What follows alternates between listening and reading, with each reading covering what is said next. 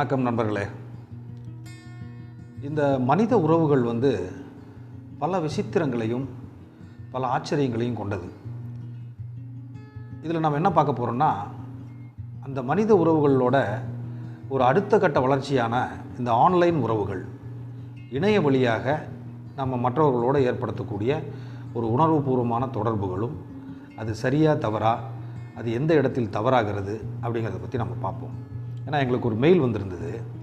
ஒரு வெளிநாட்டில் இருக்கிற ஒரு பையனோட நான் பேசி பழகிட்டு இருக்கேங்க. எனக்கு வயசு 30-35 ஆகுது. நான் ஒரு குடும்ப தலைவி, குழந்தைங்க இருக்காங்க. அந்த தம்பி என் கூட பேசுகிறது ஒரு 3 மாதமாக அவர்கிட்ட நான் பேசிகிட்டு இருக்கேன். இணைய வழியில் ஸ்கைப்பு இந்த மாதிரியான ஒரு மீடியாக்கள் வழியாக நாங்கள் பேசிக்கிறோம். அவர் நல்ல ஒரு தம்பி, என்கிட்ட எல்லாத்தையும் சொல்லுவார். டெய்லி என்னை பேசுவார், என் கூட கூப்பிடுவார். திடீர்னு இப்போ என்னாச்சோ தெரில, என்கிட்ட அவர் பேசுகிறதில்ல. அதனால் எனக்கு ரொம்ப மனசு சோர்ந்து போச்சு. தற்கொலை எண்ணங்கள்லாம் வருது, நான் செத்து போயிடலான்னு தோணுதுங்கன்னு சொல்லிட்டு மெயில் அனுப்பியிருந்தாங்க. அவர் முகம் முன்ன பின்ன கூட இருந்து பழகலை. ஆனால் நம்ம தமிழ்நாட்டை சேர்ந்த ஒரு பையன், அவர் வெளிநாட்டில் இருக்கார். எப்படியோ ஒரு வழியில் அவங்களுக்குள்ள ஒரு அண்டர்ஸ்டாண்டிங் அவங்க அவங்கக்கிட்ட பேசுகிறாங்க. இது நேராக பார்க்காத ஒரு நபரோடு ஏற்பட்ட இந்த ஒரு அட்டாச்மெண்ட்டு, அவங்கள அந்த அட்டாச்மெண்ட் ஏதோ ஒரு காரணத்தில் அந்த தம்பி பேசலைன்னொன்னே இவங்க மனச்சோர்வு அடைஞ்சு இவங்க தற்கொலை லெவலுக்கு போகிறாங்க. அந்த ஆழத்தை குறிப்பதற்காகத்தான் இதை நாங்கள் சொல்கிறோம். இணைய வெளிங்கிறது ஒரு கடல் வெளியை போன்று ஒரு மிக ஒரு பரவலான ஒரு வெளி. அதில் இன்றைக்கி ஒருத்தருக்கு ஒருத்தர் தொடர்பு கொள்கிறதுக்கு 1000 வழிமுறைகள் வந்தாச்சு. அந்த வழிமுறைகள் மூலமாக நம்ம ஒரு சாதாரணமாகவே இப்போ இருக்கிற அந்த இணைய வழி இந்த கேட்கெட்ஸ் மூலமாகவும் அந்த சமூக வலைத்தளங்கள் மூலமாகவும் முன்ன பின்ன தெரியாதவங்க கூட ஒரு மிக நெருங்கிய அட்டாச்மெண்ட்டு சில மாதங்கள்லேயே நமக்கு வந்துடுது. வந்ததுக்கப்புறம் அது எப்படி நம்ம யாரோட பழகிறோம், அவங்க எந்த எண்ணத்தோடு நம்மகிட்ட பழகிறாங்க, அவங்களுக்கு என்ன தேவை அப்படிங்கிறதெல்லாம் ஒவ்வொருக்கும் ஒரு வித அனுபவத்தை கொடுக்கும். குறிப்பாக அது ஒரு தவறான நபர்களிடத்து உங்களுக்கு ஒரு தொடர்பு ஏற்பட்டு போச்சு அப்படின்னா, அவங்க அது எங்கே கொண்டு போவாங்கங்கிறது நம்ம சொல்லவே முடியாது. இதெல்லாம் இந்த சைபர் வெளியில் இது பல பெரிய விபத்துகளுக்கும் ஆபத்துகளுக்கும் இது வழிகோலுகிறது. இப்போ இந்த கேஸில் என்ன நான் சொல்ல வந்தேன், கண்டுபிடிச்சோம் அப்படின்னா, அந்த பெண்ணுக்கு சின்ன வயதுலேருந்தே ஒரு ஆண் துணை இல்லாமல் வீட்டில் வளர்கிறாங்க. அண்ணன் தம்பி இல்லை, அப்புறம் ஒரு காதல் தோல்வி வேறு. அதனால் ஆண்கள் அவங்க கூட இருக்கிற நட்பு நெருக்கம் அவங்களுக்கு மிகவும் தேவைப்படுது. மனதளவில் அவங்க யார்கிட்டையாவது அவங்களோட உணர்வுகளை பகிர்ந்துக்கும் போது அவங்க ரொம்ப ஹாப்பி ஆகுறாங்க. அப்புறம் கல்யாணம் ஆகி குழந்தை பிறந்த பிறகும் அந்த ஒரு ஏக்கம், ஆண்களின் மீதான அவங்க உறவு தரக்கூடிய ஒரு நிம்மதி அவங்களுக்கு தேவைப்படுது.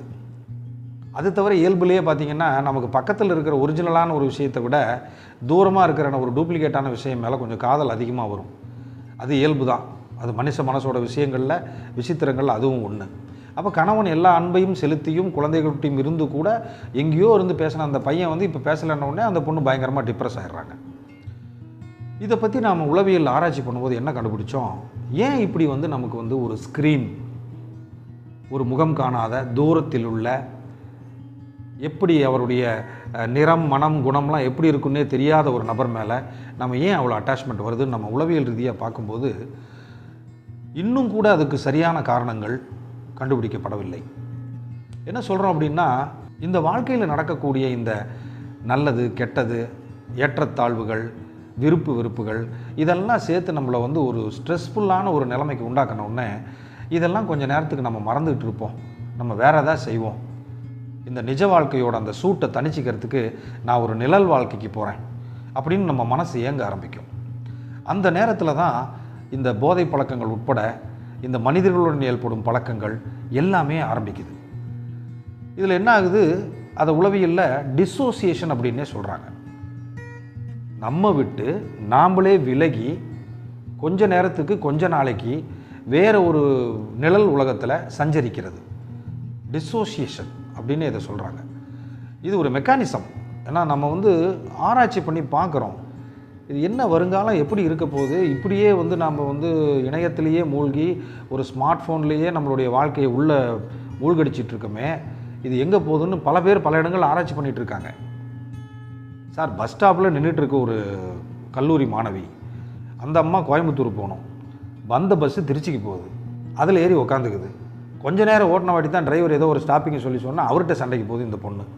ஏங்க, நான் அந்த ஊருக்குள்ளே போகணும், இதில் ஏற்றி விட்டிங்கன்னா, ஏமா பஸ்ஸு முன்னாடி நின்னது நீதானமாக பார்த்து ஏறணும் அப்படின்னு சொல்கிறேன். நான் கண்ணார பார்த்த விஷயம் இது. இது ஒரு எடுத்துக்காட்டு.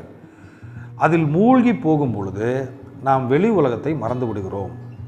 அதுலேயும் நம்மளை யாராவது மனுஷர்களோ ஒரு நம்மளை பாராட்டி பேசுகிறதும், நம்ம அழகை வர்ணிக்கிறதும், நம்ம சாதனைகளை பெரிய அளவில் அவங்க போற்றி இது பண்ணுவதும் பார்த்தோன்னே நம்ம அப்படியே மயங்கிடுவோம்.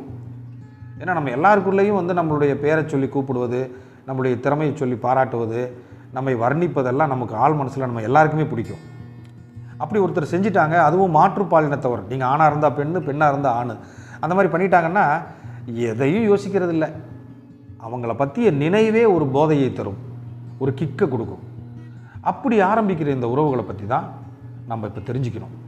ஆக இந்த உறவுகளில் இருக்கக்கூடிய நிஜம், பொய், இதெல்லாம் உங்களுக்கே தெரியும். ஏன்னா ஒரு முக்கியமான விஷயம் அனானிமிட்டின்னு சொல்கிறோம். இணைய வழியில் உங்கள்கிட்ட ஒருத்தர் முகத்தை காட்டியிருக்க மாட்டார், இல்லை வேற ஒரு முகத்தை காட்டுவார், சேட் பண்ணிக்கிட்டே இருப்பார், அவரோட எல்லா விஷயங்களும் சொல்லுவார், நீங்கள் உங்கள் எல்லா விஷயத்தையும் சொல்லுவீங்க. அது அப்படியே ஒரு எல்லை மீறி போயிட்டுருக்கும். கடைசியில் பார்த்தா உங்கள்கிட்ட சேட் பண்ணிகிட்டு இருந்தவரே வேறு யாராக இருப்பார். அவரோட ஃபோட்டோவும் அவர் தெரிவிச்சுக்கிட்ட அடையாளங்கள் பூரா போலியாக இருக்கும். இந்த மாதிரி எத்தனையோ சம்பவங்கள் நடந்திருக்கு. அந்த அனானிமிட்டி, அந்த பெயர் தெரியாமல் இருத்தல் அப்படிங்கிற அந்த அட்வான்டேஜை பயன்படுத்திக்கிட்டு அவங்க இணைய வழியில் தூண்டில் போடுவாங்க. இதில் யாரெல்லாம் எச்சரிக்கையாக இருக்கணும்?